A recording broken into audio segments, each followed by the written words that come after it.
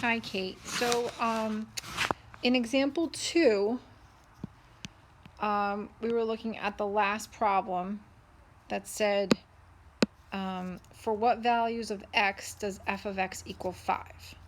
So what we're doing is f of x is really y. So we're really saying that y is 5, right? So I went up to the graph and I went to a y value of 5, which means up 5. So 1, 2, 3, 4, 5 takes me to this level here. So I draw a horizontal line and I see that I'm hitting 3 points. I'm hitting the graph at this red dot right here, at this one, and also at this one.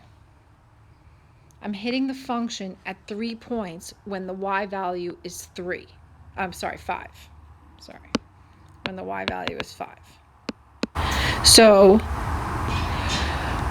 I'm going to find each of those x values. So I'm like drawing a dotted line to say, okay, what x value is this? This is an x value of -1. What x value is this? This is an x value of +1.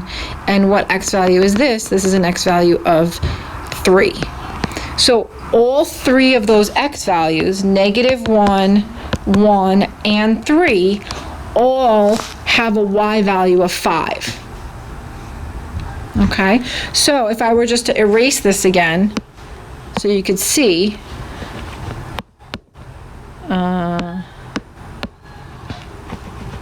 right, in a different view, right, a y value of 3 is here, change pen, is here, here, and here. Those 3 points have a y value of 5 because this is 5 on the y-axis. And I'm just finding, again, those x values that go with those points. 1, -1, 1, and 3. All right, now if that was like connected like it was up above in example 1, right, like this question for part E of y value of 1, for what values of x does y equal 1, here I have a whole line segment of connected points. So that one was different.